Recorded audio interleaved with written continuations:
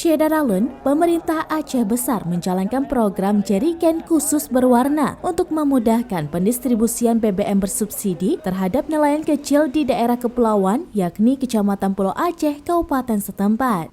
Dalam pelaksanaan program ini, para nelayan Pulau Aceh mendaftar ke DKP Aceh Besar. Kemudian jerigen mereka diberikan warna khusus yaitu biru setelah mendapatkan rekomendasi dan dituliskan nomor resmi dari pemerintah. Program tersebut dikhususkan kepada nelayan kecil di bawah 30 GT, artinya terhadap mereka yang pergi melaut pergi pagi dan pulang sore.